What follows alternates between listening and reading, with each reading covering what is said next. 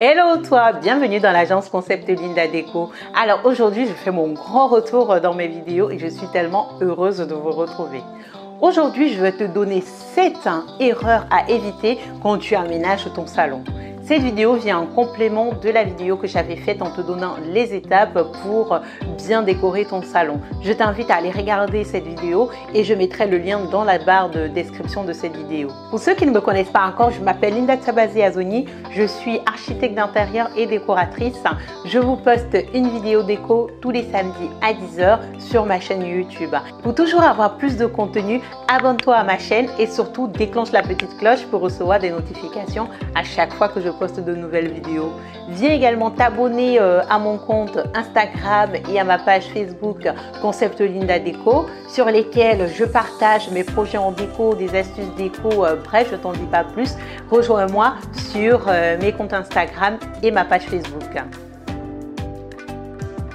La première erreur que je vois souvent dans des salons, ce sont des meubles trop gros ou trop petits. Bref, des meubles qui ne sont finalement pas adaptés aux dimensions de la pièce.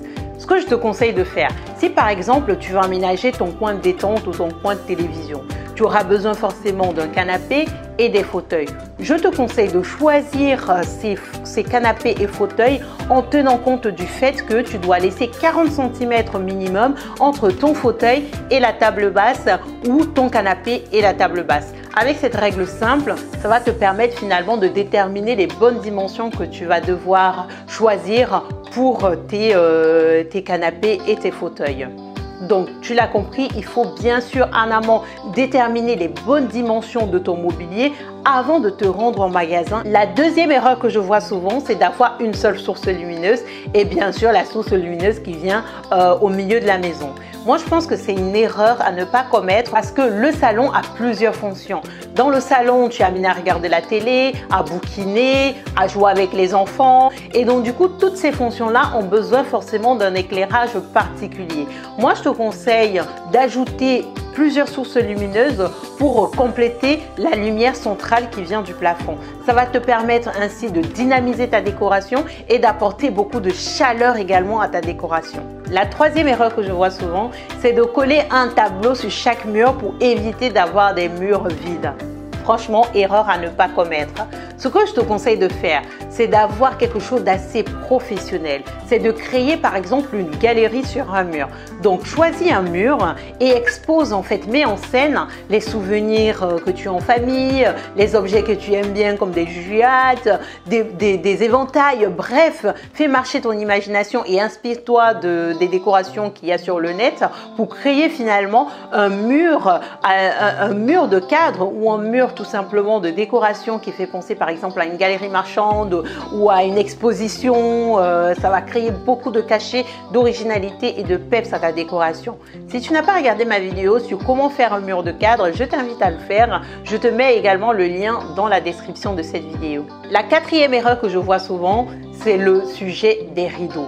Parfois des couleurs qui sont mal choisies ou des dimensions qui n'ont pas été bien prises ou tout simplement le fait d'accrocher ces rideaux trop bas. Ça, ce sont des erreurs qu'il faut absolument éviter. J'ai fait justement une vidéo à ce sujet. Je t'invite à aller regarder ma vidéo sur comment choisir ces rideaux. Dans cette vidéo, je te donne les clés pour pouvoir déterminer les dimensions de tes rideaux et également le choix de la couleur de tes rideaux. La cinquième erreur que je vois souvent, c'est de négliger les accessoires. J'entends par accessoires les coussins, les plaids, les plantes, les tapis. Ce sont des choses qui ne coûtent pas très cher, mais qui apportent beaucoup de personnalité et d'originalité à votre décoration.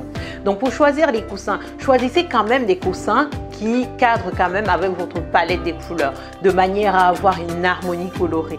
Rajoutez des coussins, rajoutez des plantes, rajoutez un tapis, ça va apporter tout de suite une chaleur. La sixième erreur que je vois aussi, c'est d'oublier de tester la couleur de la peinture. Vous allez peut-être en magasin, vous achetez un pot de peinture parce que vous avez trouvé ça très joli, vous avez flashé. Peut-être que la luminosité du magasin jouait sur le fait qu'effectivement la couleur rendait bien. Vous rentrez avec votre pot de peinture, vous êtes très content, vous passez la première couche, vous dites il y a un petit problème. Deuxième couche, vous dites oh là là là là là là, qu'est-ce qui s'est passé? Pour éviter de vous retrouver dans ce genre de situation, moi je vous conseille d'acheter un échantillon de peinture.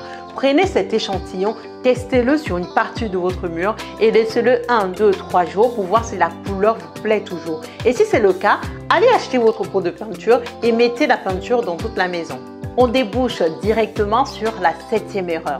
La 7e erreur, c'est de peindre par exemple tout votre salon en une couleur forte, comme par exemple le rouge, comme par exemple le jaune, ou bien peindre un mur en rouge, un mur en jaune, un mur en vert, un mur en violet. Alors ça, c'est pas possible. Si c'est votre lieu d'habitation, effectivement, vous aimez vivre dans des couleurs fortes, c'est très bien. Franchement, la décoration, c'est quelque chose de personnalisé. Si c'est pour vous et que vous êtes heureux dans cette ambiance-là, c'est parfait. Mais par contre, si vous voulez mettre cet appartement ou cette maison en location, moi, je vous déconseille de faire ça.